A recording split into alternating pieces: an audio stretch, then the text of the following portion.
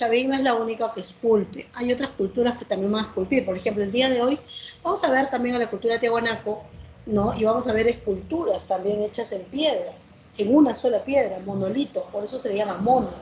Mono, uno, litos, piedra, en una sola piedra, igual que Chavín. Entonces, no es la única que lo hace, pero sí la mejor que lo hace.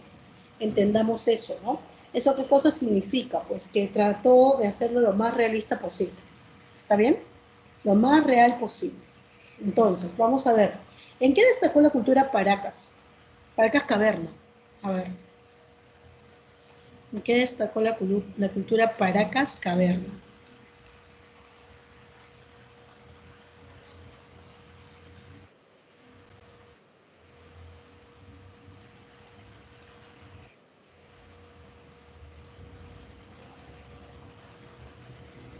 A ver, me dicen. Muy bien. Ten mucho cuidado. Paracas Cavernas destaca en la medicina, expresión de esos de la medicina, las trepanaciones craneanas, las deformaciones craneanas, las momificaciones, que también no son los únicos que lo hacen, son los que mejor hacen, ¿no? Realizan ese arte. Mientras que Paracas Necrópolis, exacto, muy bien, Ronaldo, destacan en la textilería. Hay que tener mucho cuidado con eso, ¿ya? No quiere decir que Paracas Cavernas no haya tenido textilería, sí la tuvo, igual que todas las demás culturas, pero los mantos sofisticados, los diseños, los colores que se han encontrado más hermosamente diseñados y trabajados es en Paracas Necrópolis. Muy bien, chicos. A ver si nos acordamos. ¿Y Mochica en qué destacó? ¿En qué destacó Mochica? A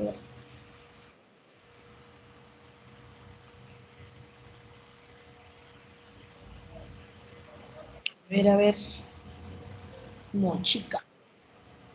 Ah, muy bien, ya. Ahí, y Ronaldo, ahí me está poniendo una representación de su arte.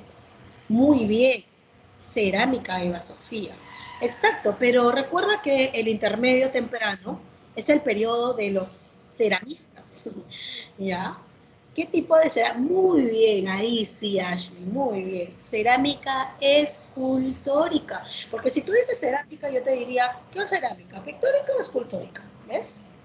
Entonces, en el caso de Mochica, Mochica también tuvo cerámica pictórica, también tuvo cerámicos pictóricos, pero en lo que más destacó, en donde tuvo mayor agilidad, ¿no es cierto?, mayor desempeño, es en moldear la arcilla, ¿ya? Moldear la arcilla y darle la forma que ellos desean, ¿no? Rostros humanos, a sus dioses. Marcelo me dice ahí erótica, pero recuerda que ya habíamos explicado eso, ¿ah? Que anteriormente, como encontraron pues solamente, y más en este caso, esculturas de seres humanos, hombre-mujer, llevando a cabo de repente el acto sexual, se creyó que era un estimulante, ¿no? Para lo que era pues las relaciones sexuales o coitales. Pero luego cuando ya se encuentran ceramios en donde hay representaciones sexuales también entre plantas y entre animales, se dan cuenta que no tiene que ver con la estimulación del acto sexual, sino más bien representan el acto en donde interviene la diosa fertilidad. Por eso es hoy conveniente llamarla huacos sexuales. Claro, porque están representando el acto sexual o coital, pero ya no es erótico. El erotismo es con un fin, ¿no? Y este fin no era pues de promover el acto sexual, ¿no? Ok, correcto, muy bien, ajá, muy bien. ¿Y Nazca qué cerámica tiene? ¿Qué tipo de cerámica tiene?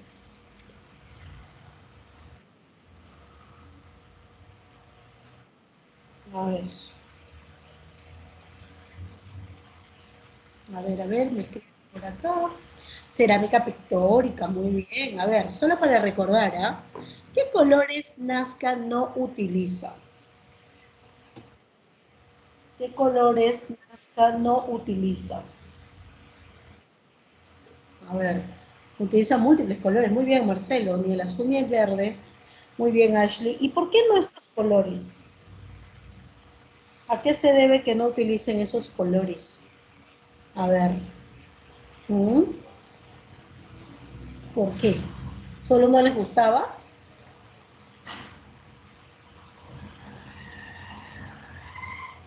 Ah, a ver, me escriben por acá.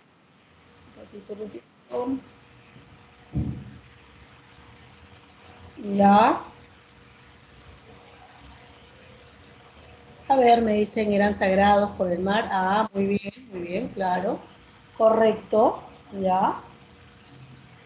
¿Qué más? Fíjate tu WhatsApp. Fíjate tu WhatsApp.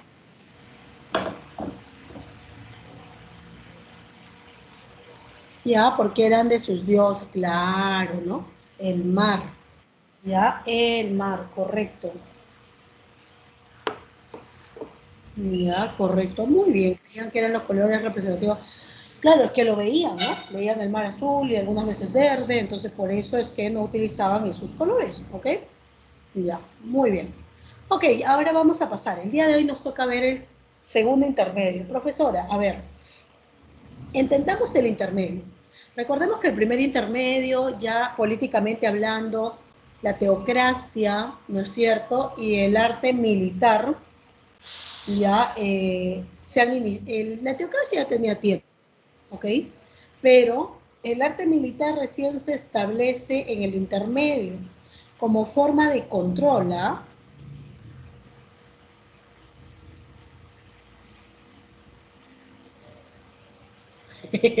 Marco, para nacionales sí, para extranjeros cuesta siempre un poquito más, ¿ah? Por si acaso.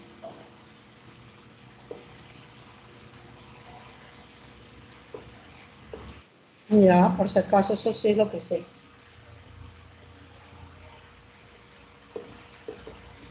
Ok, a ver qué me dicen por acá. Recién voy en la presentación, por si acaso, recién voy en la primera diapositiva. Ya, por si acaso. Ya, ok. Ok, ok, Perú, bufón. Que no entiendo por qué ponen eso. No entendí, en verdad. Recuerden que el chat es para poner. Ya, ok. No, es que es algunas veces, claro, es igual que en Machu Picchu, ¿no?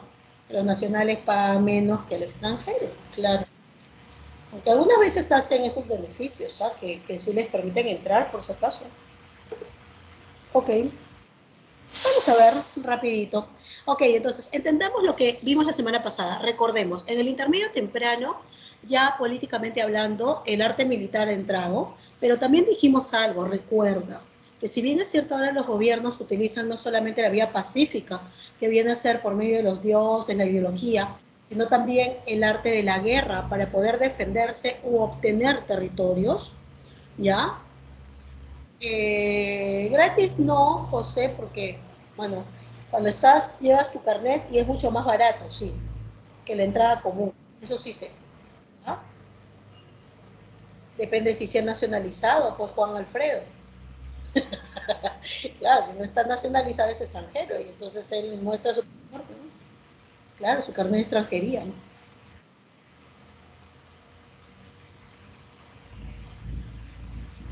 Ok, ya, ahora sí, volvamos al tema. Por favor, me hacen hablar de leyes a mí. Ya, vamos a ver.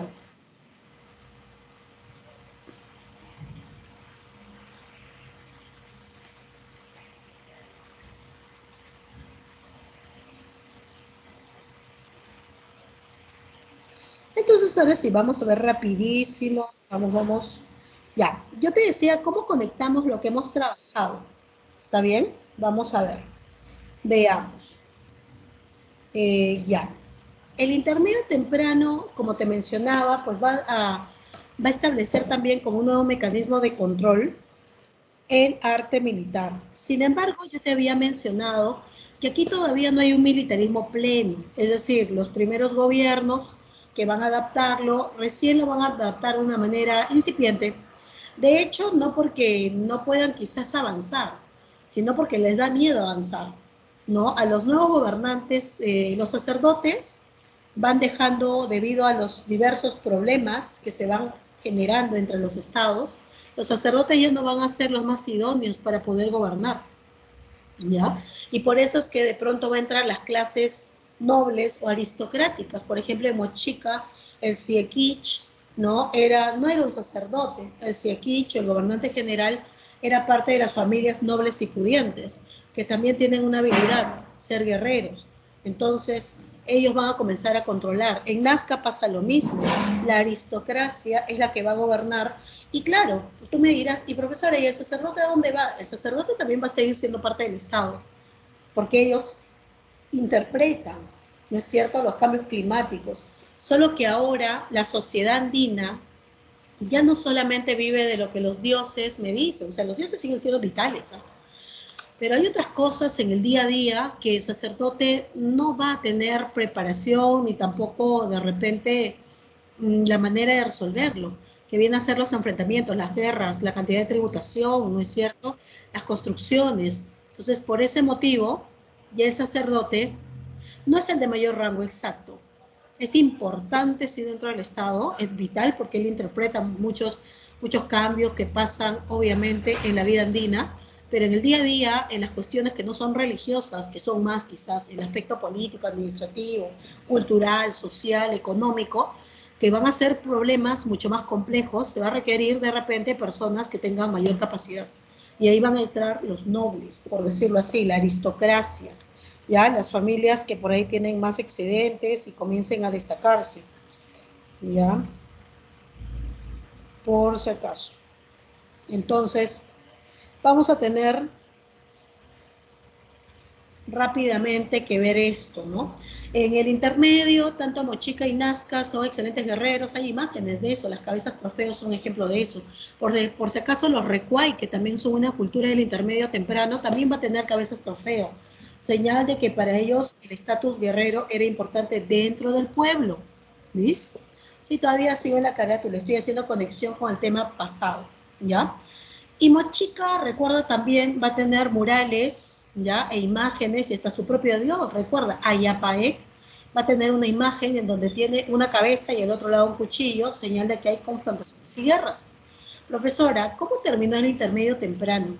Pues el intermedio temprano va a terminar principalmente por la aparición de una cultura que logra poco a poco, esta cultura por si acaso no nace siendo grande, ¿eh?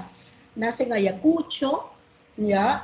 Va tomando características de otras culturas, la asimila y poco a poco va creciendo.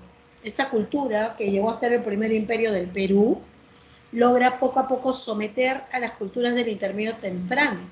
Invade a Moche, invade a los Nazca, invade a la cultura Lima, que también existía en el intermedio temprano, y que tenía su centro principal, Pachacamac, el centro de Pachacamac, que hasta ahora todavía existe, ¿ves? Invade también a los Huarpa, de hecho fue uno de los pueblos que primero invadió, porque está en Ayacucho, a los Recuay, ¿ya? Y Luis Guillermo Lumbreras pensó que también había sometido a Tiahuanaco, pero hoy nos queda claro que Tiahuanaco no fue sometido por Huari y que más bien convivieron, ¿ya? Huari se expandió y se convirtió en el primer imperio del Perú y así da inicio al segundo horizonte andino, ¿ya? Voy a pasar ahora sí a la segunda diapositiva, el tema de hoy, Pre-Incas 2, segundo horizonte y segundo intermedio.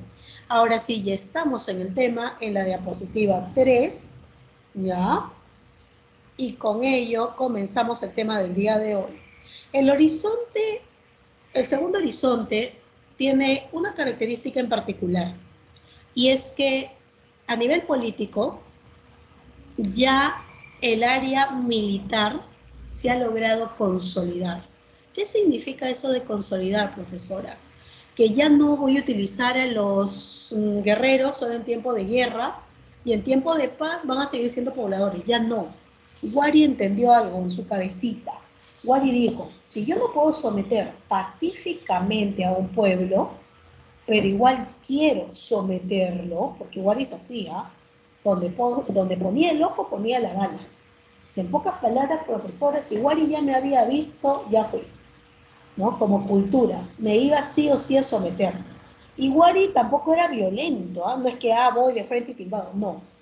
Wari dijo, a mí me conviene que este pueblo de manera pacífica se una, porque si es de manera pacífica, entonces cuando esté dentro de mi imperio y de mi cultura, yo no voy a temer a que se rebele. ¿Por qué? Porque ellos solos han querido ser parte, ¿cierto?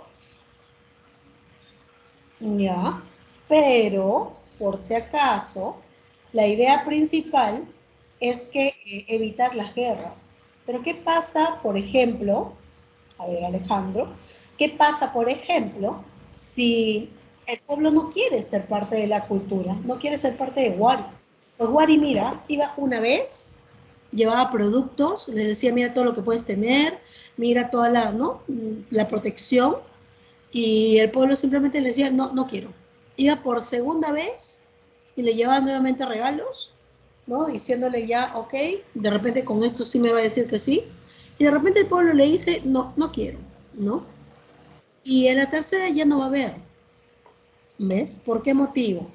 Porque ya para la tercera ellos van a utilizar ya no el arte ideológico, pacífico, que por medio de la cultura, que por medio de los dioses, ya no.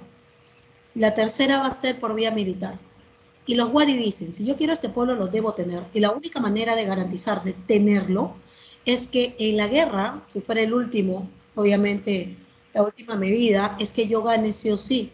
Y la única forma de que yo gane sí o sí es que mis ejércitos, mis militares, sean o estén más capacitados que los demás.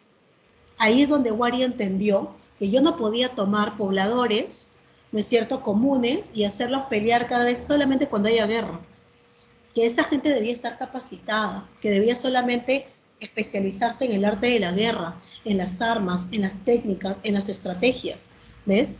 Entonces Wari lo que hizo fue seleccionar, porque tampoco cualquiera va a ser, obviamente, militar. Todos serán guerreros, serán militares, porque ahora serán parte del Estado, serán funcionarios del Estado, trabajan para el Estado, y como trabajan para el Estado, ya no es necesario que se dediquen a otra actividad. Van a seguir teniendo sus tierras, claro está, su familia, su esposa, todo, pero van a recibir obviamente beneficios del Estado. Eso quiere decir que, por lo tanto, los que integren a los militares deben ser gente capacitada y que tengan cualidades. Así tipo casting, van a ver el tamaño, la forma, la agilidad, ¿no? Y a partir de ahí, en tiempo de guerra, vas y peleas para el Estado. Y en tiempo de paz, ¿qué haces? En tiempo de paz sigues practicando, creando técnicas, armas, para perfeccionar el arte militar. Eso es lo que hizo Wari. Entonces, gracias a Wari se institucionalizó el arte militar. ¿Cómo que se institucionalizó?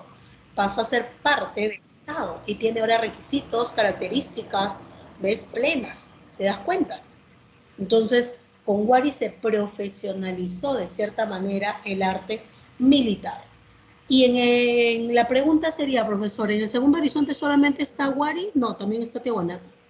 ¿Y Tiahuanaco también tiene militares? Sí, pero Tiahuanaco, a diferencia de Wari, no los utilizó para la extensión, los utilizó para la defensa, nada más. Y ahí hay una diferencia importante. Si bien es cierto, los dos tienen teocracia militar, la forma, el estado que tiene cada uno es distinto. ¿Por qué? Porque Wari es un estado conquistador. A Wari le interesa extenderse, expandirse, controlar, someter, dominar. ¿Ves? Mientras que a Tiahuanaco le interesó solamente colonizar. Tú dirás, ¿que acaso no es lo mismo conquistar que colonizar? No, no, no, no, no. No es lo mismo. Y hoy día lo vas a aprender. ¿Ok? Entonces vamos a comenzar primero con Wari. ¿Está bien? Wari es la fusión de tres culturas. Y acá me voy a detener porque algunas veces lo vemos en los libros y nos podemos confundir. Profesora, si usted me dice que Wari es la fusión de tres culturas, ¿debo entender que Wari invadió a esas tres y las sometió? No necesariamente. Significa, puede ser esto, que las haya invadido y sometido y tomado sus características, como también puede ser simplemente que tomó una característica de alguna cultura y lo acopló a la suya. Por ejemplo, se dice que Wari nace de la fusión de Tiahuanaco, de Nazca y de los Huarpa. Por ejemplo, los Huarpa son una cultura de intermedio temprano que vivía en Ayacucho. A los Huarpa sí los sometió. Tomó sus tierras, ya, por si acaso. José, por lo que se sabe, no. Por lo que se sabe, sus intereses, como eran distintos de Wari y Tiahuanaco, pues no generó que estos se confrontaran, ¿no? Por si acaso.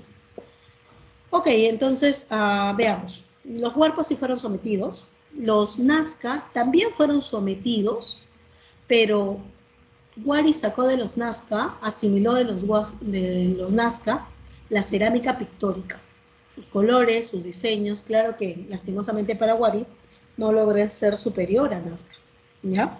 Y de Tiahuanaco no le invade.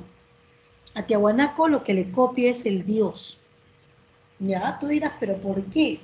Porque Tiahuanaco logró que su dios, el dios Huiracocha, el dios de los báculos también llamado, el dios de las varas, el dios Llorón, el dios Visco, ¿ya? Este dios se hiciera conocido en todo el mundo andino. Y por ese motivo, ¿verdad? Es que Wari dijo, excelente, si la mayoría de culturas en el mundo andino tiene como dios principal a Wari, pues a mí me conviene también tener como dios a Wari, porque de esa manera será más fácil conquistarlos ideológicamente. Si tenemos el mismo dios, yo puedo de una u otra forma gobernarlos o conquistarlos más fácil. ¿Ves? Así que también lo utilizaron como un mecanismo, ¿ya? No se puede saber, en realidad sus intereses eran totalmente distintos, y ahora lo vamos a ver. José Enrique, cuando uno habla de expansión cultural, no implica necesariamente que yo someta a la población. Solamente, hasta puede ser como el caso de Tiahuanaco. Tiahuanaco logró indirectamente que otras culturas copiaran su estilo de cerámica, su técnica textilera, a su deidad, pero Tiahuanaco no se vio la necesidad ni tampoco quiso invadirlas ni someterlas territorialmente. Pero mira, el estilo tiahuanaquense se había extendido. De hecho, Tiahuanaco era una cultura políticamente regional, solo gobernó en el altiplano. Sus dominios políticos territoriales estaban en el altiplano, pero sin querer, y ahora te vamos a explicar cómo, logra de que otras culturas tomen sus características y culturalmente hablando se vuelve una cultura panperuana. Por eso es que Tiahuanaco es considerado una cultura panperuana, por si acaso. Mientras que Wari es el otro lado. Wari se volvió panperuana porque ella sí sometió, controló, ¿no es cierto?, los territorios. Y como te mencionaba, ¿no? En este caso, Tiahuanaco Wari sí va a utilizar la vía pacífica, ¿no? Control, de repente motivarlos, decirles que van a tener, mira, protección, variedad de productos, que los dioses, nuestros dioses nos van a proteger, mira, tal o cual. Y si no resulta, pues el arte de la guerra, ¿ves? Y por eso para Wari fue tan importante profesionalizar a los militares, ¿ves? Era importante, era vital, ¿ya? Ok, Wari entonces nace de esta fusión, de lo que toma de Tiahuanaco, de lo que toma de Nazca y también la invade, y lo que toma de Wari. Por eso es que este periodo, al segundo horizonte, también se le conoce como periodo fusional. Apunta, estas cosas no están acá. Hay cositas que yo te estoy diciendo que tienes que estar en un periodo fusional. ¿Ya? Segundo horizonte, periodo fusional. Pasamos a la cuarta diapositiva rápidamente. Y ahí está. El descubridor, el primero en realidad, Wari, fue un imperio que logró tomar gran parte de la costa, gran parte de la sierra y ceja de selva. O sea, profesora, llegó a tener aproximadamente unos 7 millones de indígenas a su cargo, imagínate. Y logró tener zonas del Perú que son costa norte, centro, sur, que son distintas, que son variadas, ¿no? Igual que la sierra. Entonces, descubrir Wari, toda Wari es imposible. De hecho, todavía hay muchos recintos de Wari que fácilmente en el futuro todavía se van a descubrir. Pero el señor Luis Guillermo Lumbreras, en la década del 70 ya casi, mira, ahí te dice 1969, descubre los primeros recintos en lo que vendría a ser su centro principal, Viñaque, en Ayacucho. ¿Ya? Y él desde las décadas del 70 postuló, escucha bien, de que Wari era un imperio. ¿Ya? Ahí es donde se armó un debate, porque había obviamente arqueólogos que no consideraban que Wari haya podido ser un imperio. Recuerda que el segundo horizonte y Wari se desarrollan desde el siglo 8 después de Cristo hasta el siglo 11 después de Cristo. Entonces, muchos arqueólogos, y entre ellas va a estar Ruth Shaw, sí, la misma que investigó, estudió y descubrió Caral, en la década del 70, señaló de que lo que decía Lumbreras no era correcto. Ya ella decía que para este tiempo, siglo VIII al siglo XI, era un poco difícil realmente tener acá en el mundo andino, en los Andes, ¿no?, peruanos, un imperio. Que tal vez, escucha bien, y esta es la propuesta de Ruth Shagi, que lo que fue Wari es una confederación. ¿Qué es una confederación, profesora? Una confederación es la unión de varias culturas de manera voluntaria, ¿ya? Por si acaso, de manera voluntaria, y está Ruth sacando cara por el nombre, ¿ya? Muy bien. Y que estas culturas unidas de manera voluntaria deciden escoger a una de ellas para que las administre mejor, o sea, para que las ayude, ¿no?, a gobernarse mejor, a integrarse entre ellas y colaborar entre ellas. ¿Ves? Entonces, Shadi dice, yo creo que eso sí pudo haber sido para ese tiempo, pero imperio no creo. Y a partir de ahí comenzó un debate, ¿no? Lumbrera Shadi, ¿ya? Pero a medida que pasó el tiempo también le va a dar la razón a Luis Guillermo Lumbreras. A medida que pasan las décadas 80, 90, ¿no?, el 2000, se han ido descubriendo cada vez más y más y más recintos Wari, en donde se deja claramente de que en realidad no eran pues varias culturas, no es cierto, gobernadas por una de ellas voluntariamente, sino que una era la que se había impuesto sobre las demás y por ende había impuesto de cierta manera sus rasgos, ¿no?, característicos. Y hace 2 años atrás se descubrió, ¿no?, este centro en Wari, de una tumba del señor Wari, ¿no?, ricamente enterrado, señal del poder que también tenían en ese momento los señores Wari. Así que hoy en día no hay duda que Wari fue un imperio, ¿ya? Y ahí viene la pregunta del millón.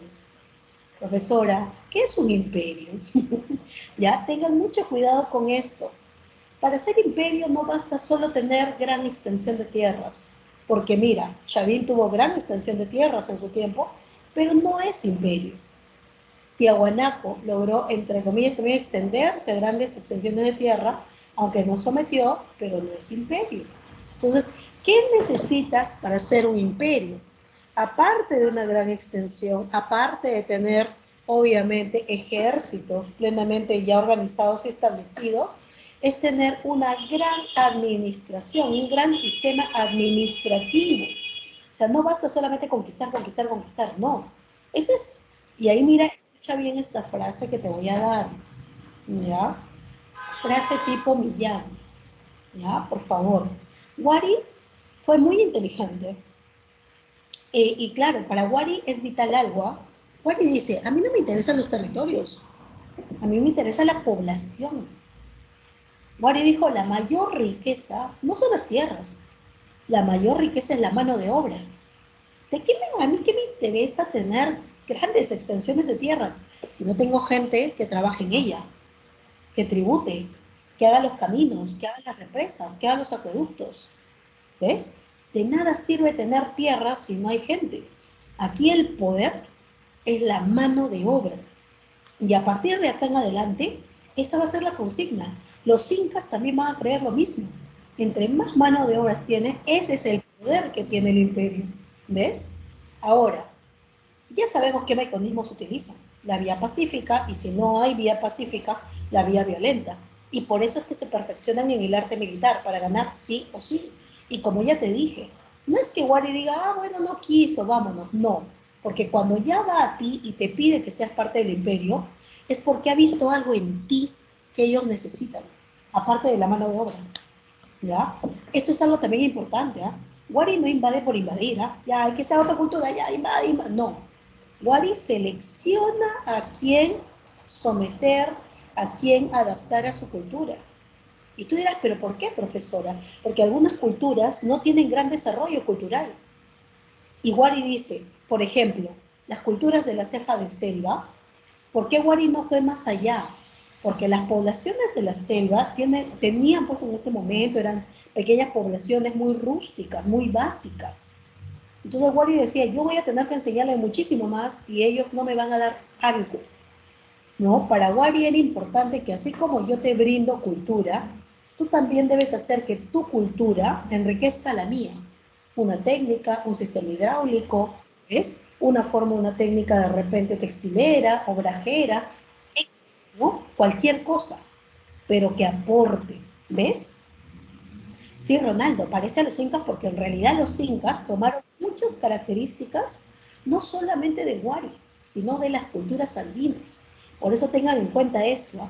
Si tú sabes culturas pre-incas, automáticamente el sistema incaico es easy, es decir, fácil, porque lo que yo te voy a decir, ¿te acuerdas de las colcas? Tal, ¿te acuerdas de tal? Tal, y también con los incas. Por eso se dice que los incas fueron la gran síntesis del mundo andino. La gran síntesis. O sea, tomó todos los aportes, claro que sí. Solo que lo mejoró, ¿no? Lo sistematizó mejor, ¿ya? Solo por eso. Porque quizás también nosotros conocemos más a los incas que a las culturas pre-incas, ¿ves? Entonces ahora nos damos cuenta que en realidad no, esto viene de otras culturas anteriores a los incas, ¿ves?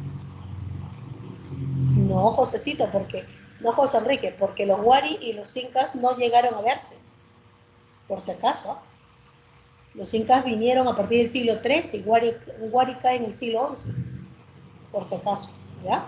Ok, entonces volvamos porque si no se me va el tiempo, chicos, el tiempo estirando, ya, ok. Entonces, ahí está Lumbreras defendiendo, pues, ¿no? Que Wari es un imperio y te mencionaba, pues, que el mecanismo de control es la vía militar o la vía pacífica y el objetivo principal es tener mano de obra, ¿ya?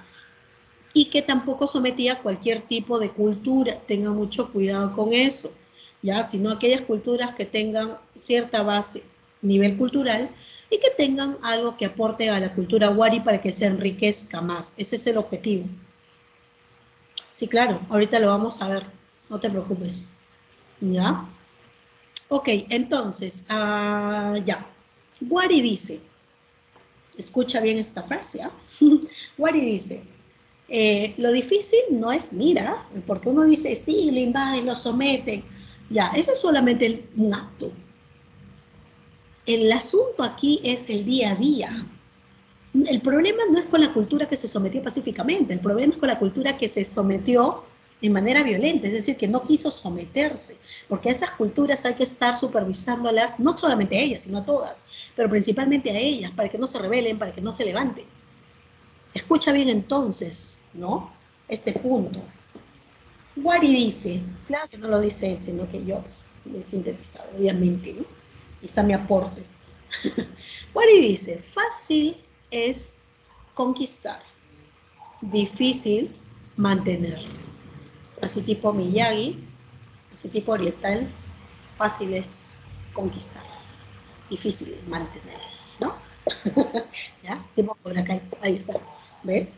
Profesora, no entiendo, me está loqueando. ¿Qué me está diciendo el día de hoy? Muchas cosas me está...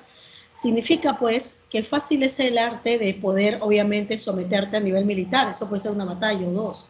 Lo difícil es que el día a día yo logre que esta cultura, poco a poco, no abandone sus rasgos, ¿ah? Y ese es otro punto que te voy a también señalar, ¿ya? No abandone sus rasgos, sino que poco a poco acepte ser parte del imperio y sienta que en realidad el imperio mejora y fortalece a su cultura. Ese es otro punto importante que hay que señalar. Los wari no eran resta, los wari eran suma.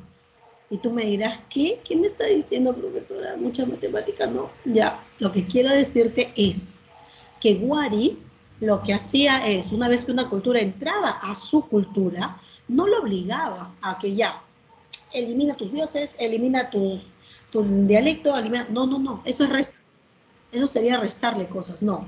Wari lo que decía es, mantén tu idioma, mantén tu dialecto, a tus dioses, tus costumbres, tus creencias, pero tienes que asimilar las mías.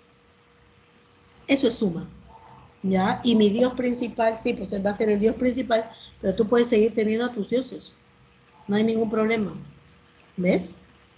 Entonces, Wari no era suma, Wari, no, perdón, no era resta, era suma, ¿ya? Y para ellos el problema era cómo vamos a hacer y buscar un sistema idóneo para controlarlos y ver que trabajen y ver que no se rebelen, ¿no? He ahí el arte, ¿ya? De, por si acaso, ajá, Jocelyn, muy bien, claro, ya aplica la frase maestra. Muy bien, Jocelyn. No, pero yo te diré que la universidad no es difícil, ¿eh? Bueno, a mí no me pareció difícil, en verdad. Y mira, yo soy samarquina, de Derecho y Ciencias Políticas, y después ya también Pedagogía, estudié después maestría. Pero no me pareció difícil en ninguna de las tres veces, ¿eh? Lo difícil era ir hasta allá. Yo vivía en Vivo La Molina hasta universitaria, eso era lo difícil. ¿Ya? Pero en sí, de por sí, no, si te gusta la carrera, le entras con todo. Así, fa. Ok, volvamos entonces. Guarín. Ya, vea por acá, mira, mira, para contestarle también. A ver, Guarín, ubicada en Guari o la ciudad de Viñaque. Esa fue su capital principal hasta la etapa imperial, ¿ah? Por si acaso, en Ayacucho. Y logró extenderse en Cajamarca, Lambayeque, hasta Arequipa y Cusco. ¿Ya? Tuvo una organización política militar. ¿Ya? En este caso, su política militar viene a ser teocracia militar imperialista, con un Estado conquistador. ¿Ya? Ok. Ok, la deidad principal viene a ser Huiracocha. Huiracocha, el dios llorón, el dios de los báculos, el dios de las varas, ¿ya? Ok. A ver, volvamos acá, chicos. Ya después hablamos de todos los problemas que van a pasar. Primero hay que ingresar, ¿ya? Primero ingresamos y luego vemos lo demás, ¿ya? Ok.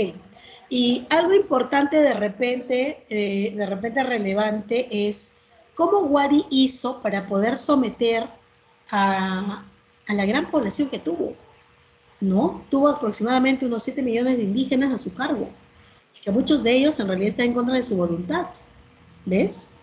¿Ya? Eso es lo que va justamente a originar de que obviamente Wari se convierte en imperio. Ellos establecieron la planificación urbana. ¿Qué cosa es eso de la planificación urbana, profesora? A su gran imperio lo dividen en regiones. ¿Cuántas regiones?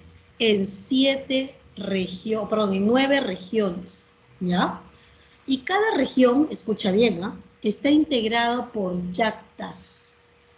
¿Qué es una yacta, profesora?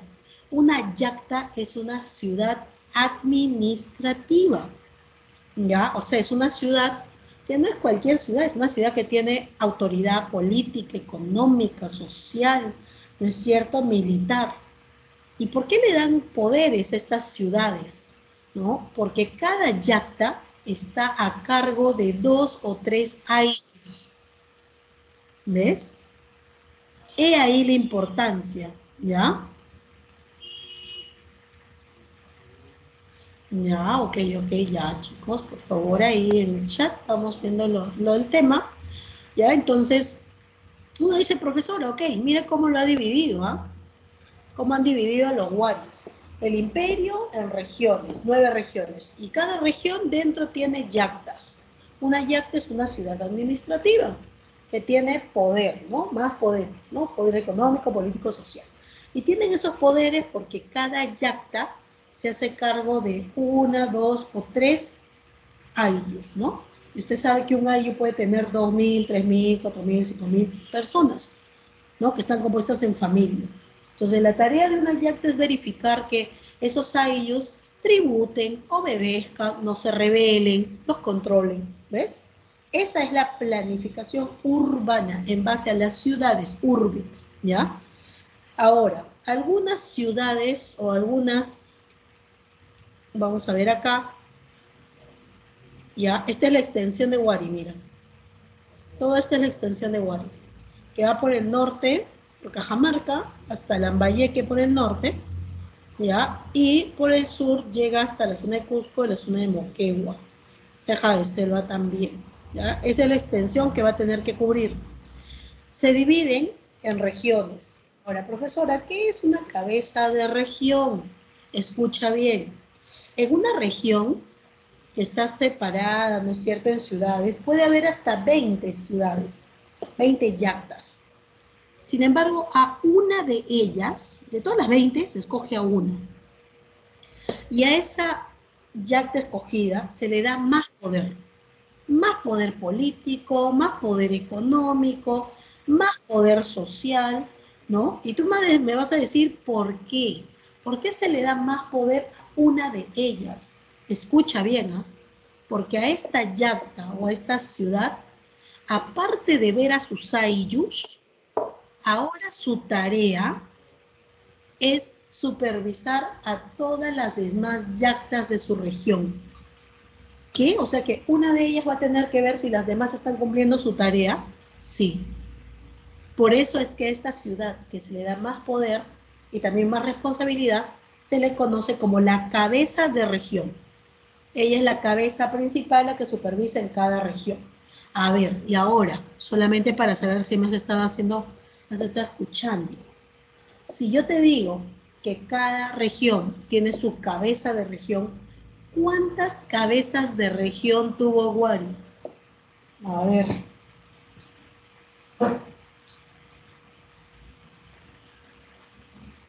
¿Cuántas cabezas de región? Muy bien, Marco Antonio. Así. Vamos a ver, como el romano. ¿Ya? 9. 9 cabezas de regiones. ¿Ya? 9, claro, porque son 9 regiones, pues. Y por cada región hay una cabeza de región. ¿Ves?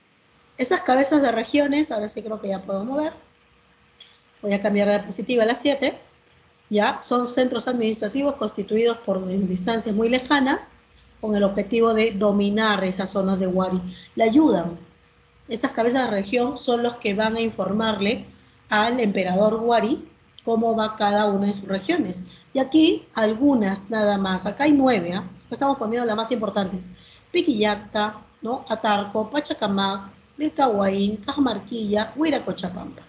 ¿Está bien? Entre otras. ¿Ya? Ok, vamos a pasar a la siguiente. La cerámica de la cultura, ¿ya? Wari. La cerámica de la cultura Wari, como te dije, copiaron el estilo Nazca, pero no superaron al maestro. Es decir, no superaron a la cerámica pictórica nazquense. Sí tomaron sus colores, por ahí lo mágico religioso, ¿ya? Cerámica de la cultura Wari. Motivos, figuras antropomorfas y isomorfas, o sea, forma de hombres y de animales. Colores rojo, anaranjado, como están viendo acá, que son los más importantes, el amarillo, el negro. Ya predominan los diseños míticos, o sea, los seres muchas veces sagrados, ¿no? Y representa, por ejemplo, esta de acá representa al dios de las varas, ¿ya? Wari no tuvo una cerámica muy destacada. ¿Por qué? Tú me vas a decir. Porque prefirió la cantidad, ¿ya? Antes que la calidad. Y es que debido a la cantidad de población que había una gran demanda. Entonces, para poder hacer cerámicos, cántaros, rápido, de cierta manera utilizaban moldes. Y luego para pintarlo, ¿no? Aunque mira, no eran tan malos, igual no se daba tiempo preciso para cada uno de ellos, ¿no? Entonces, hay cantidad antes que calidad, ¿ya? Y el uso de los, obviamente, moldes. Pasaremos a la diapositiva 9. Este es un sistema que los Wari van a utilizar. Estos son los quipus y es un sistema de contabilidad. Como tú ves, son cuerdas que son de colores, cada cuerda es un color distinto y tiene un nudo y ese nudo también tiene un tamaño distinto. ¿Ya? La cuerda es de un tamaño, el nudo es de otro tamaño y la cuerda tiene un color. Y dependiendo de esos 3 elementos, tamaño de la cuerda, tamaño del nudo y color de esa cuerda, esos 3 elementos generaban un número, ¿no? O sea, profesor, quiere decir que yo me tenía que memorizar, si yo quería hacer un quipu, qué tamaño exactamente de la cuerda, qué color exactamente, qué tamaño del nudo para decir que es 50 o 40 o 100, sí, exacto, ¿ya? Eso implica, profesor, que debe tener una gran memoria, sí, por eso se dice que los quipus son un sistema mnemotécnicos, o sea, de memoria, de gran memoria, y por eso no cualquiera hace quipus y no cualquiera sabe interpretar quipus, ¿ves? Para eso están los quipu Kamayok. Kamayok, escucha bien y escríbelo. Kamayok significa maestro. No maestro de profesor que va al colegio, no. Maestro es porque tiene pericia, porque tiene habilidad en algo, ¿no? Y en este caso, las personas que tienen habilidad en los quipus eran los que estaban llamados a llevar a cabo la construcción, obviamente, y fabricación de estos. ¿Por qué los Wari utilizaron los quipus? Porque es un sistema difícil de leer. ¿Qué pasa si un quipu cae en manos ajenas? Pues es muy difícil que lo sepan interpretar. Por eso es que aquí contiene la información del Estado, cuántos tributantes hay, cuánta población hay, cuántos de repente cabezas de región, ¿no? Cuántas de repente yactas, toda la información que tenga que ver con el Estado está contenida acá. Ahora, el quipu más antiguo, de esta forma, así como te lo estoy mostrando acá, ya con cordones, tejido, fue ubicado en el siglo VIII, en la Huaca San Marcos, ¿no? La huaquita que está detrás de la Universidad de San Marcos. Esa huaca es del tiempo Huari, ya por si acaso. Entonces, el quipu más antiguo, ¿por qué te digo de este tipo? Porque en Caral también se encontró un quipu, pero no era igual a este, era de paja, ya por si acaso. Entonces ya dice que sí, que es un quipu, tiene medianamente la forma, ya, solo que es un poquito difícil ver que el sistema de memoria mnemotécnico haya llegado, o de repente recién se estaba haciendo, dice Shadi, ¿no? Los quipus ahí. Pero el quipu así, tejido, así como está acá, el más antiguo es del siglo VIII y es del tiempo Huari, por si acaso. Recuerda que sirve como un sistema de contabilidad. Ya, ya. Antes de esto, me gustaría volver acá. Ya, ¿por qué? Porque aquí yo te había puesto algunos sistemas, especialmente esto, el Capacñán. Wari entendió que todas las ciudades, todas las yactas deben estar conectadas y la única manera de conectarse es mediante caminos. Así que Wari mandó a construir caminos que unan a todas estas yactas con Viñaque, que es el centro principal del imperio. Estos caminos, escucha bien, son exclusivamente para los funcionarios del Estado, no para la población. La población tiene otros caminos. Estos son caminos exclusivamente para los militares, para los gobernantes, para los chasquis, que también trabajaron, eran parte de los funcionarios del Imperio Wari, por si acaso, los mensajeros, ¿ya? Entonces, el sistema para poder construir esta red de caminos, sí, medianamente, en cierta parte como el metropolitano, en cierta parte, ¿no? Claro. ¿Ya? Porque aquí todos son funcionarios del Estado, ¿ya? La red de caminos se llama Capacñán y los incas también lo van a tomar, ¿ves? Algo también importante, son tantos pueblos, son tantos dialectos que Wari dijo que era necesario, cada uno va a mantener su dialecto, pero para poder comunicarnos, para que tú, cuando tú vayas al norte, al centro, sur, y te comuniques con la gente que vive dentro del imperio, pues debe haber un idioma que sea general para todos, y ese es el Runa Simi, ¿ya? El Runa Simi se traduce como lengua del hombre común. Runa significa poblador común, o sea, poblador del pueblo. Por eso de ahí viene el nombre Hatun Runa, ¿ya? Que es poblador del pueblo. Eh, los chasquis son del tiempo de Wari. Juan Alfredo, los chasquis, ¿ya? Y simi significa lengua, así que runa simi significa la lengua del hombre común, la lengua del pueblo, ¿ves? Y eso luego bueno, normalmente es actual, ¿ya? Y bueno, los quipus ya hablamos y ahora vamos a pasar a los centros de almacenaje. ¿Te imaginas cuánta población hay en el Imperio Wari? Ya los tributos no se pueden guardar en los templos como era en Chavín. Para eso necesitamos almacenes construidos por el Estado, claro, por la mano de obra, para guardarlos. Pero antes de eso, a ver, vamos a ver. Hay dos tipos de almacenes. Un almacén que está en los caminos. Tú me vas a decir, profesora, ¿cómo que en los caminos? Eh, Posiblemente los incas también, solamente que en un mal momento llegamos, ¿no? Ok, ¿qué son los tambos? No te vayas a desconcentrar, ¿ah? Tambos, profesor, esas tiendas que están aquí ya, más o menos, ¿ah? Se parecen en algo. Los tambos en el sistema de Wari eran almacenes que estaban en los caminos, o sea, en el Capacñán, ¿ya? En esta red de caminos, cada cierto tramo había un tambo. ¿Y qué había en ese tambo? Comida, agua, vestimenta, calzado, y también era un hospedaje. De hecho, tambo significa hospedaje. ¿Qué pasa si de repente un chasqui va corriendo y se le rompe el calzado? Pues va a un tambo y pide que le den calzados. Si tiene hambre cualquier funcionario o tiene sed, va a un tambo que está cerca, como está en el camino, va y lo pide. ¿Ves? Se lo dan nada más, porque él es parte del Estado. ¿Ya? Entonces, ¿quieres? Y si de repente ya es de noche, ya no vas a ir caminando hasta el otro pueblo, ese funcionario se queda a dormir ahí. Es gratis, exacto, sí, ¿ves? Entonces, ¿qué encuentro yo en el tambo? Cosas básicas que necesito de repente cuando estoy caminando a un destino. ¿Ya? Aquí pueden estar los militares y los funcionarios del Estado, recuerda, ¿ok? Ay, Juan Alfredo, ese es en tu tiempo, Juan Alfredo. Mira, aquí una recreación, por eso está alrededor de los caminos, ¿ves? Y acá ya hay una imagen real de un tambo que ha quedado, pues, ¿no? ¿Ves? Hay otro tipo de almacenaje, sin embargo, y esas son las colcas. Las colcas sí están en las ciudades, en las yactas, ¿ya? Y estas colcas son exclusivamente para guardar la tributación de los ayllus. Como te mencioné hace rato, una yacta puede tener 3, 4 ayllus. Así que cuando esos ayllus tributan, van directamente a la yacta, y en la yacta existe no solamente una colca, existen varias colcas. Y ahí tenemos la posibilidad de separar las colcas para alimentos, para vestimenta, porque tú me puedes tributar también con vestimenta, con textiles, o con orfebrería, o con cerámica. Entonces puede haber colcas que son para cerámica, colcas que son para orfebrería, ahí podemos separarlas, y son grandes. Y normalmente pues de aquí se saca justamente para cualquier desastre natural, ¿no? Que el Estado pueda tener para poder ayudar a una población, o cuando de repente hay ellos que carecen de un producto necesario, pues ahí está, de ahí se saca, ¿ok? Y ahí que están los chasquis, mira. Los chasquis van corriendo, ¿no? Y tú me dirás, profesora, ¿y cualquiera puede ser chasqui? No. O sea, ya, yo sé que tienen que correr rápido, sí, pero no basta solo el correr rápido.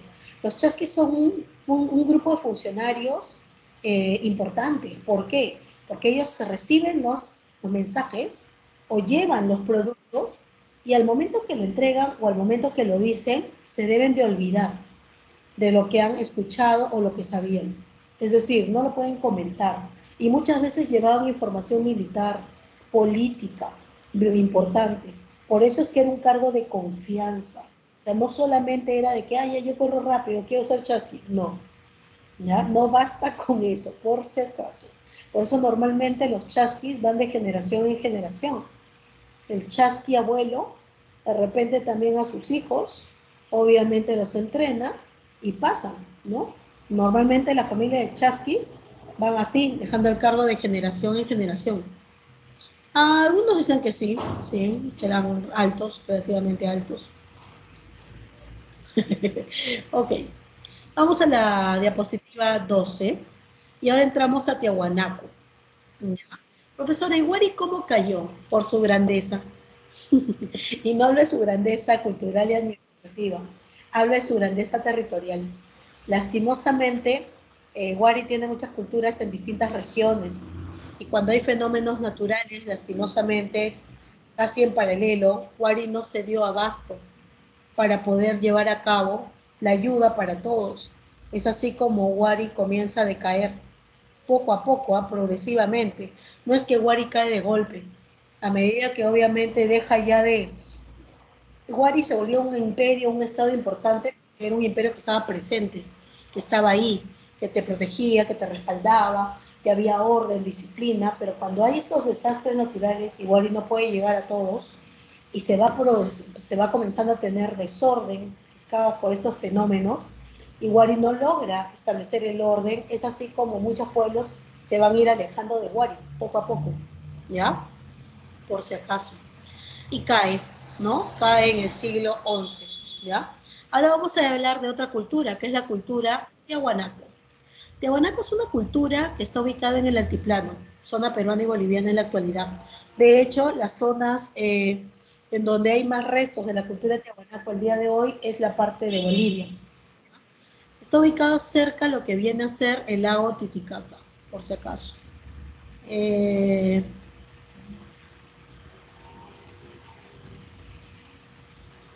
¿Para qué utilizaban sus armas? Atacaban al enemigo. Claro, en el camino, tú no sabes si de repente, si bien es cierto el Capañán está custodiado cada cierto tramo por militares, tú no sabes de repente entre ese tramo y tramo qué puede haber. No es un camino que esté encerrado, o sea, que tenga muros.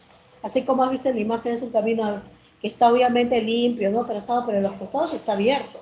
Entonces tú no sabes lo que de repente pueda pasarle entre tramo y tramo que no hay militares. Entonces, por eso era para defensa. ¿ya? Ok, la cultura tiahuanaco, ya, por si acaso, tiene organización teocrática militar, pero recordemos que yo te había mencionado acá que ellos tenían un estado colonizador.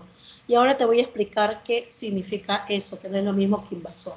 Su dios principal es el dios Huiracocha, llamado también el dios Llorón, el dios de los báculos, el dios de las varas, ya, que está ubicado en la portada del sol, en la parte superior. Y bueno, Tiahuanaco destacó en la habilidad de producir en todos los pisos ecológicos. Recuerde algo, un piso ecológico es el nivel de suelo que de manera natural se ha formado. Es la distancia que existe entre el nivel del mar y el suelo. Por ejemplo, Lima está a 550 metros sobre el nivel del mar. ¿Ves? Si yo digo Ticlio, Ticlio está a 4.000 metros sobre el nivel del mar. Si yo digo altiplano, dependiendo de la zona, porque hay zonas un poco más altas y un poco más bajas, normalmente es 3.800 metros sobre el nivel del mar. Y así, cada departamento o zona del Perú no está emparejado, no tenemos el mismo nivel, sino que va a tener diversos suelos, niveles de suelo. A eso se le llama pisos ecológicos. Ahora, tú te has podido dar cuenta de algo, que en Lima se produce X producto y en Huancayo Z, Y y otros productos. No se trata de la tierra fértil. Aquí en Lima podemos tener tierra fértil, pero debido al clima que tiene, no se puede producir muchas cosas, como la papa o, por ejemplo, el maíz. ¿Ves? Entonces, ya eso tiene que ver, profesora, también con las características climáticas que tiene. Sí. ¿Y quién genera esas características climáticas? El nivel del suelo, es decir, la distancia que tienes con respecto al nivel del mar. Dependiendo del nivel en que estás de suelo, o sea, el piso ecológico que estás, podemos saber si según su clima se puede producir una u otra cosa. Y para buena suerte en nuestro Perú, no es un andén.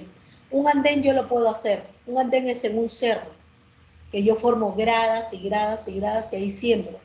No, eso no es. Un piso ecológico son los niveles de suelo que hay. Por ejemplo, el nivel de suelo de Junín, de Huancayo, de Lima, en Piura. ¿Ves? No están al mismo nivel. ¿Y cómo me doy cuenta? Porque sus características geográficas son distintas. ¿Ya? Por eso les decía, yo no puedo crear o construir un piso ecológico. El piso ecológico es algo que ya se formó.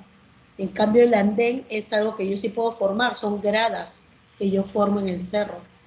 ¿Ya? Y le echo tierra fértil y siembro en ellas, eso sí, pero yo sigo en el mismo piso ecológico, ¿ves? Es distinto, ¿ya? Tiahuanaco no fue el primero que va a producir en 2 o 3 pisos ecológicos. De hecho, culturas anteriores de Tiahuanaco ya habían ido. De repente en su suelo, en su piso ecológico no se podía producir mucho y bajaban o subían dependiendo, 1 o 2 pisos, y iban un tiempo y producían en esos pisos y luego volvían a su lugar de origen. Ya, Tiahuanaco tiene el mérito por ser la primera en haber dominado no significa que la haya invadido y sometido para ello, significa que haya producido. ¿Ya? Control significa eso, controlado porque yo fui a un espacio, ese piso ecológico y produje ahí. Eso se refiere, ¿ya? Y Tiahuanaco fue el primero en que controló todos los pisos ecológicos. Mandó a parte de su población a distintos niveles. A uno lo mandó a Piura, a otro lo mandó a Huancayo, a otro lo mandó a Tacna, otro lo mandó, y así. El objetivo, que cada grupo de tiahuanaquenses que iba a un lugar, escucha bien, ¿eh? No invadían, ellos buscaban un lugar libre, fértil y cerca a un río, y cuando lo encontraban formaban una colonia. Ellos mismos formaban esa colonia. Hacían sus casitas, porque ahí se iban a quedar 5 o 6 meses, producían el fruto que en ese piso ecológico se podía producir, y cuando ya tenían su cosecha, agarraban todo, lo metían a sus saquitos y volvían a Tiahuanaco. Y todos hacían lo mismo. Si yo en Lima había terminado, me voy a Tiahuanaco. Si estaba en Huancayo, si estaba en Tacna, si estaba en Piura, todos volvíamos a Tiahuanaco. Objetivo, ¿qué hacían allá? Tendían su mantita, ¿ya? Y una vez que tendían su mantita, tiraban los frutos, los cultígenos, y decía, ¿tú qué has traído? Yo he traído papa, tú que has traído yuca, te cambio, tú que has traído maíz, tú que has traído tal, tú que has traído, y todos intercambiaban en esa feria. Y una vez que se terminaba, todos terminaban con sacos de productos llenos, pero de producto variado, ¿ya? No, José Enrique, acá no había escritura hasta que llegaron los españoles. Ok, ok, ya, yo pensé que me estaban preguntando. Entonces, profesora, quiere decir que al final todos salían con productos variados, sí. Y luego daban gracias a su Dios, Huiracocha, hacían sus ceremonias. Y al final, cada grupo volvía nuevamente a las colonias, a sus colonias, a cada piso, para volver a producir y encontrarse después de 5 meses y así poder tener productos variados. Profesora, ¿me está queriendo decir entonces que Tiahuanaco hace esto, coloniza tierras para poder tener variedad de productos? Exacto. ¿Por qué? Porque lastimosamente su geografía no le brindó eso. El altiplano es 3.800 metros sobre el nivel del mar, ¿ya? Y ahorita lo vamos a ver. Bueno, acá vamos a ver algunas características de cerámica que destacan el quero y el PVT. Veamos. Características, ubicación geográfica. Zona altiplánica, 3.800 metros sobre el nivel del mar. Está cerca de la cadena de montañas, pero de la zona oriental. ¿Y cómo es su ambiente? Friaje, frío, inhóspito, zona inhóspita muy lejana, ya de los centros poblados, heladas y granizadas por temporadas, y también hay sequías. Entonces, todo eso van a padecer los tiahuanacos. Por eso es que lastimosamente su tierra no produce muchos alimentos, ¿ya? Y eso es lo que justamente los afectó a ellos. Ellos se dieron cuenta que con estos animales, ¿no? Por ejemplo, vamos al caso acá, ¿no? Esto lo voy a pasar un ratito acá, mira. Ellos pescaban peces en el lago Titicaca. Algunos animales sí aguantaban en la altura y el friaje. Y algunos cultígenos se podían producir, la papa, por ejemplo, el oyuco, ya, la mashua, pero hasta para poder producirlos necesitamos una técnica llamada camellones. Tú me dirás, profesora, su idioma favorito es el quechua, igual. Bueno, el puquina hablaban ellos más, en realidad, el puquina.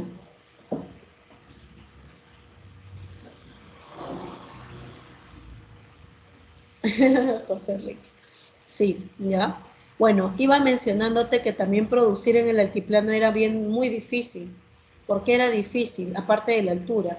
Porque lastimosamente es una zona, como dice, alta y plana. Es decir, totalmente plano. Y cuando yo sembraba, en el altiplano llueve, pero llueve a cántaros. Y puede pasar que al llover inundara mi campo agrícola y adiós lo poco que producía. Por ese motivo es que se perfecciona. Tiahuanaco perfecciona, no lo crean, porque ya otras culturas lo tenían. ¿Qué cosa va a hacer? Va a perfeccionar esta técnica llamado guaruguarus, o también llamadas chakras, acá, perdón, debe ser chakras elevadas, ¿ya? Ahora antes de ponérselo lo voy a cambiar. Debe ser chakras elevadas, no chakras hundidas. Chakras elevadas, porque las hundidas son los huachaques, recordemos, ¿ya? Y camellones, ¿está bien? Entonces, ¿qué es esto, profesora? Antes la tierra era así, plana. El problema es que cuando sembrábamos ahí llovía, adiós, ¿no? Pero ellos, ¿qué hicieron? Mira, pusieron montículos de tierra, así como el de acá. Ellos mismos. No eran tan altos, así, de 1 metro, metro y medio nada más. Montículos de tierra. ¿Para qué hicieron eso? Para sembrar arriba de esos montículos. Ese montículo tiene tierra fértil. Yo sembraba arriba, cuando llovía, se mojaba así el montículo, pero el agua se iba acá abajo, se depositaba acá. ¿Ves? Entonces ya no se inundaba. Mis tierras agrícolas, que por cierto eran pocas, ya no se malograban. ¿Ves? Por eso se llaman chacras elevadas, porque yo siembro acá arriba. Esta es una técnica agrícola, pero también es un sistema hidráulico. ¿Por qué, profesora? Porque, porque también se hacía posible que el agua de la lluvia, mira, se va a contener acá. Y gracias a que el agua de la lluvia se queda acá, eso filtra en la tierra. Entonces la tierra está húmeda. es fértil y está húmedo, es perfecto. ¿Ves? Entonces también es un sistema hidráulico. A ver, no sé qué estarán escribiendo ahí, pero a ver, concéntrese en lo que estamos trabajando. Gracias. Vamos a pasar rápidamente a una imagen de control vertical de pisos ecológicos, ¿ves? Acá puede estar un nivel de suelo, acá otro, acá otro, acá otro y así, ¿no? Dependiendo de la altura, la distancia con respecto al mar. Y dependiendo de eso, la tierra y el clima hace posible que yo produzca distintas cosas. Por ejemplo, mira acá, maíz algodón, papa, quinoa y así.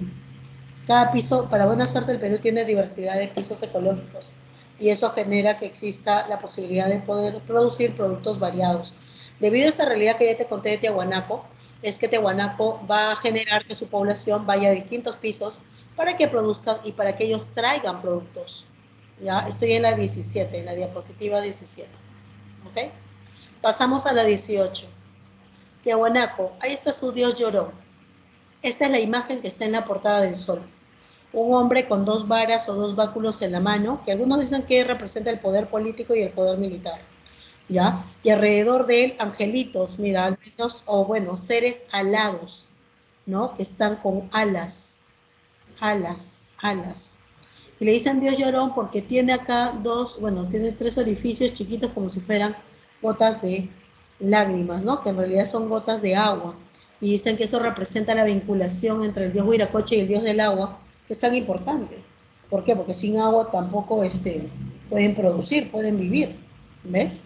Ahí está el dios de los báculos, el dios de las varas, el dios llorón, el dios visco también se le llama, ¿ya? Tiahuanaco y su cerámica. Zoomorfa, forma de animales, ¿ya? Animales. El quero, que es la cerámica pictórica más reconocida, un vaso ceremonial de boca angosta y base ancha. El color anaranjado es el principal. Y el saumerio. El saumerio, como tú ves, mira, está abierto por un lado. ¿De qué? ¿Por qué está abierto? Porque ahí poníamos hierbas aromáticas, por si acaso, y se saumeaba la casa. De ahí viene el nombre, pues saumerio, ¿no? Se saumeaba para darle un olor distinto, ¿ya? Por si acaso. Juan Alfredo. Ok, mira, yo te decía hace rato que Chavín no era la única, ya, de hecho tampoco Tiahuanaco es la única que va a tener esto, sino otros.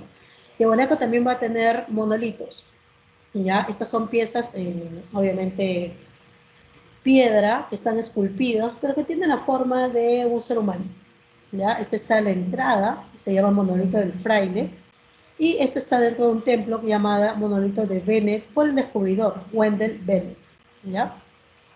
Ahí está. Y vamos a pasar al intermedio tardío. ¿Cómo cae Tiahuanaco, profesora? Usted nos acaba de decir que debido a esas, a, a las poblaciones o zonas que han tomado Tiahuanaco, ¿no? Y a esas colonias que se van a crear, sin querer, los pueblos que están alrededor van a copiar. Hay que tener en cuenta que la población de Tiahuanaco, que se queda en esas colonias, en el día trabaja, produce, y en la tarde sigue viviendo como si estuviera en Tiahuanaco. Es decir, hacen sus ceramios con el estilo, la forma y las características de Tiahuanaco. Es por ese motivo que los pueblos que viven alrededor de estas colonias comienzan a mirar y se da cuenta que la técnica en cerámica, el quero, los zoomorfos, ¿no? La textilería también va a ser distinta y la van a copiar. También van a ver que tienen mucha producción, entonces van a decir quién es su Dios. Y así también van a copiar a su Dios. Sin querer van a influenciar en estas culturas y estas culturas al tomar esas características tiahuanaco originaron que Tiahuanaco pasara a ser una cultura panperuana. Una cosa más, Tiahuanaco tiene gran desarrollo arquitectónico y también la metalurgia. Ellos son los que van a llegar, por si acaso, dan el uso de lo que viene a ser el bronce. No llegan a producir el bronce. Recuerda que acá en el mundo andino solamente hasta el bronce. Cuando llegan recién los españoles va a haber el hierro, ¿ya? ¿Cómo cae Tiahuanaco? Por invasiones, lastimosamente. Ellos gobernaban solamente en el altiplano, sus tierras, y fueron invadidos por aymaras chilenos. Estos aymaras provocaron la caída de Tiahuanaco Y el resultado de eso es que estos diversos pueblos aymaras tomaron diversos territorios del altiplano. Y de ahí van a aparecer los reinos aymaras, ¿ya? Por si acaso. Igual ya te expliqué, ¿ya? Así entonces aparece el intermedio tardío. Wari cae y aparecen nuevas culturas, los chimú, los chicha, los chanca, los chachapoyas, los cañaris, ¿no? De Quito, los reinos aymaras. Obviamente de Wari aparecen más pueblos, ¿no? Porque siendo una cultura de más expansión, pues obviamente producto de esas poblaciones se crearán más poblaciones. Sin embargo, en el intermedio tardío hay dos culturas principales, que es la cultura chimú y la cultura chincha. Y las dos están en la costa, muy parecida al intermedio temprano. ¿Eh? Chimú está en la costa norte y toma los territorios que antiguamente fueron parte de Moche. ¿Ya? Sin embargo, Chimú logró extenderse hasta Lima. Mira, llegó a Piura y hasta Lima por el sur. Es un reino que en realidad si los incas no lo hubieran invadido, justo en el gobierno de Pachacútec, Pachacútec manda a su hijo, el señor Tupac Yupanqui, cuando era Auqui, y le dice, ok, demuéstrame que eres un excelente guerrero, invádeme ese pueblo llamado Chimor. Y claro, los incas van y primero ofrecen pacíficamente que se unan a ellos, ¿no? Pero Chimú dice que no, porque Chimú tiene clara la cosa. Chimú quiere ser como los Huaris, quiere ser un imperio, ¿ya? Y era un gobierno aristocrático, teocrático militar, también había construido ciudades, todos en el intermedio tardío construyeron ciudades, porque como Huari construyó ciudades para organizar su imperio, pues ellos también querían ser imperio y comenzaron a construir ciudades. Por eso es que al intermedio tardío se le llama periodo de los maestros constructores de ciudades. ¿Ya? Chimú no aceptó, y fue una vez y dos veces y no aceptó. Y la tercera fue la invasión. Y Tupac Yupanqui, siendo Auqui, logra conquistar a los Chimú. Los Chimú son un ejemplo de un pueblo pre-inca sometido a la cultura del imperio inca, pero no por su voluntad, sino a la fuerza. ¿Ya? Chimú logró dominar varios reinos del norte, entre ellos a la cultura Lambayeque. ¿Ya? La cultura Lambayeque tenía su propio dios, que era el dios Nailam. Cuando Chimú invadió a la cultura lambayeque, le gustó su dios y por eso lo asimiló. Así que Nailán no es el dios oriundo de Chimú, sino que fue tomado por uno de los, ¿no? de los dioses de los pueblos sometidos. ¿Ya? Y también algo más tomó de los lambayeque. ¿Ah? Lambayeque también era muy buena en orfebrería. Y los Chimú, ¿qué cosa hicieron? Tomaron ese arte orfebre y lo mejoraron. Por eso es que Chimú se vuelve el maestro en los metales que se llaman preciosos, entre comillas, ¿no? Oro, plata y también en cobre. Es decir, podía agarrar esos metales y hacer narigueras, pectorales, brazaletes, orejeras, aretes, hasta máscaras mortuorias perfectas. Así como los moches agarraban la arcilla y podían darle la forma perfecta de lo que querían, los chimú lo que hacían era agarrar metafóricamente, ¿no? Porque si no se puede agarrar, sino con otras técnicas, agarraban los metales y los fundían en guairas, que eran hornos, ¿ya? Y le daban la forma que ellos deseaban, ¿ya? Su política, gobierno teocrático militar, sí, gobernado por la aristocracia clasista, obviamente había grupos. Sistema hidráulico, pues el mismo, el huachaque, igual que los moches, eso no va a cambiar, porque recuerda que el sistema hidráulico se utiliza no por la cultura, sino por el espacio geográfico. Si 10 culturas pasan por el mismo territorio y el territorio geográfico sigue igual, pues las 10 culturas van a utilizar este sistema hidráulico, porque no tiene que ver con la cultura, sino con la geografía. Metalurgia destacan en el uso de oro, plata y cobre, son los mejores orfebres de todo el mundo andino. Técnicas de martillado de metal, filigramado significa cuando logras que el metal se vuelva así como un cabello, una fibra de cabello muy delgadita, ¿ya? Repujado es cuando tú, por ejemplo, en las máscaras mortuorias, quieres hacerle la nariz y tienes que poner un punzón para darle la forma de la nariz, de los ojos, de la boca. ¿Está bien? Uso de moldes, sí, y entre ellos destaca el cuchillo Ijimo, ¿ya? El cuchillo, el tumi. Recuerda, el tumi no es de Chimú, el tumi es representación de Nailam. Entonces le pertenecía a la cultura lambayeque. Pero como Chimú invadió la cultura lambayeque, entonces lo asimiló como suyo. Y cada vez que invadía un pueblo, presentaba a su dios así, ¿no? El cuchillo, Ijimo o el tumi. Entonces todo el mundo pensaba que el tumi era de Chimú, ¿ya? Su cerámica monócroma, de un solo color, ¿ya? Utilizó moldes y algo llamativo en su cerámica de Chimú es que tuvo cántaros de doble cuerpo. ¿Qué significa eso, profesora?